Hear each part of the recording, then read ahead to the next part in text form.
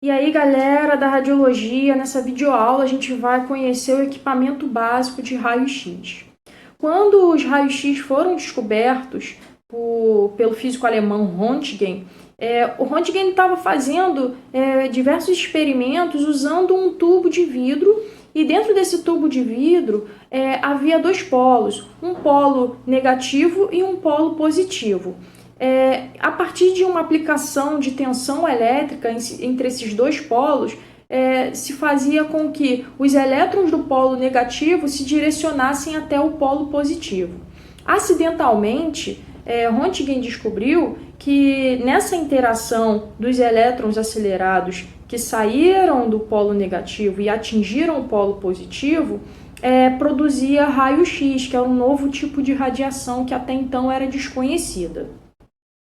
A produção de raio-x vai se dar basicamente a partir de elétrons acelerados atingindo um alvo. Então, eu tenho um tubo de vidro, tubo de raio-x. Dentro desse tubo de raio-x, eu vou ter dois polos, que eu vou chamar de eletrodos. Um é o eletrodo negativo e o outro é o eletrodo positivo. Então, os elétrons vão sair do eletrodo negativo, superacelerados em direção ao eletrodo positivo.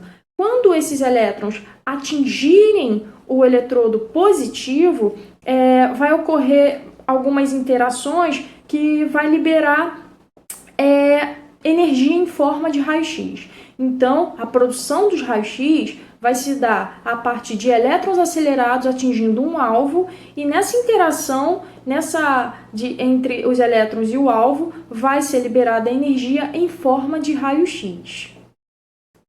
Para a gente produzir uma imagem radiográfica, uma imagem radiológica, a gente tem um processo. Esse processo vai ser composto basicamente por uma fonte geradora de raio-x, que é o equipamento de raio-x, um objeto de radiação, que é o corpo do paciente, e também um sistema de registro de imagem, que a gente chama de sistema receptor de imagem, que dependendo do que for, ele pode dar uma variada, como por exemplo, se for um sistema receptor analógico, a gente vai ter os chassis com os fios, ou então se for um sistema computadorizado, a gente vai ter os cassetes, ou se for um sistema digital, a gente vai ter os detectores de imagem, que a gente chama de imagem plate. Atualmente a gente tem muitos equipamentos de raio-x de vários modelos e marcas, mas basicamente a gente pode dividir esses equipamentos de raio-x de três modos. A gente tem os equipamentos de raio-x do tipo móvel, os equipamentos de raio-x do tipo portátil e os equipamentos de raio-x do tipo fixo.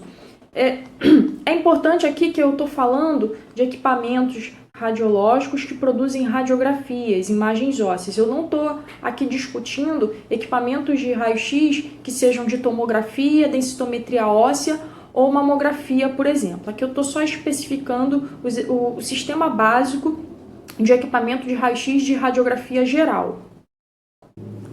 Um equipamento móvel, a gente vai dispensar o uso de uma mesa de exames e também dispensar o uso de um mural. Basicamente, a gente só vai ter o tubo de raio-x, o aparelho gerador de raio-x e o sistema de controle do equipamento acoplado em forma de um carrinho. Esse equipamento móvel ele é muito utilizado, por exemplo, em pacientes que estejam na UTI ou que estejam no setor de leito. Enfim, ele pode circular dentro de um hospital tranquilamente. Ele pode ser sustentado por tomada ligada numa corrente de 127 volts, por exemplo, ou então por bateria, sustentado por formas de bateria. Esse equipamento móvel ele faz quase todos os exames de raio-x que a gente tem, por exemplo, de tórax, de abdômen, de extremidade, porém ele não tem uma capacidade de fazer grandes quantidades de raio-x. Então ele não pode substituir um equipamento fixo, que a gente vai ver daqui a pouco como é que ele é. Então o equipamento móvel basicamente é um equipamento onde a gente pode levar ele para vários setores dentro de um hospital, faz todos os exames, porém ele não tem uma capacidade de fazer grandes quantidades de exame, porque aí você já pode gerar, vamos dizer, um certo cansaço, esgotamento da eficiência do equipamento.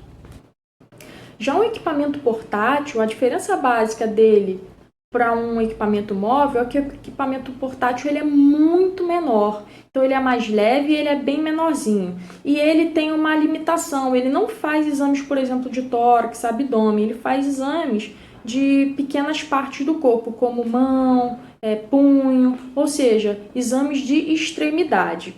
É interessante que depois de um tempo da difusão do equipamento portátil, surgiu o que a gente chama de radiologia domiciliar, ou seja, serviços de radiologia que atendem as pessoas em suas próprias casas. E também o equipamento portátil é muito utilizado na parte de veterinária, quando se trata de pequenos animais como passarinhos, gatos, coelhos, ou então para grandes animais para fazer radiografias, por exemplo, de pata de cavalo, pata de vaca, enfim. O equipamento fixo é o que a gente vai mais falar durante as videoaulas, porque ele é o mais utilizado dentro de uma clínica, dentro de um hospital. Esse equipamento do tipo fixo, ele precisa ter uma sala de exames, uma sala específica, com blindagem específica. Ele vai utilizar, além do sistema gerador de raio-x, ele vai utilizar, por exemplo, uma mesa de exames para fazer exames com o paciente deitado. A gente vai precisar também de um mural para fazer exames do paciente em pé. Então, ele é um equipamento mais robusto, mais complexo e que demanda um espaço específico. O equipamento fixo ele pode ter vários formatos, por exemplo, o tubo de raio-x pode ser instalado pela parede ou pode ser instalado pelo chão a partir de uma coluna instalada na parte do piso. Enfim, o equipamento fixo ele é mais abrangente. Nessa imagem, vocês vão poder ver os componentes básicos de produção dos raios-x. Então, a gente tem na figura indicada número 1, o cabeçote do equipamento, que é onde se encontra a ampola de raio-x, que é onde a gente produz o raio-x. No número 2, a gente tem um sistema de colimação, que a gente chama de colimador. Ele vai ser responsável por limitar o campo de radiação na área a ser radiografada. No número 3 aí eu tenho o feixe primário, que é o feixe que sai da ampola e que vai interagir com o paciente.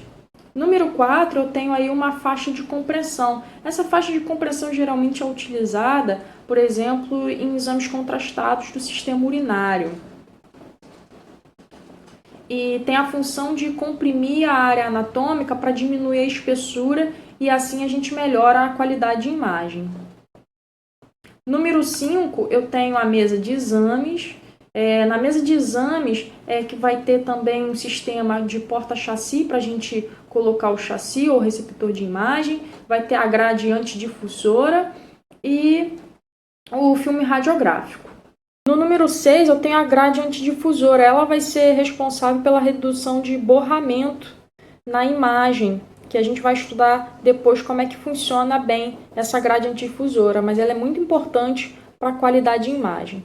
No número 7, eu tenho o filme radiográfico, que vai ser o elemento sensível à radiação, que esse filme radiográfico ele vai estar inserido no chassi.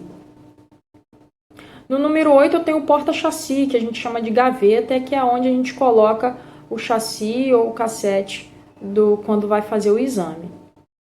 No número 9, eu tenho a chamada radiação secundária, que é uma radiação que ela não sai do tubo de raio-x, mas sim é uma radiação que se espalha quando a radiação primária interage com o corpo do paciente.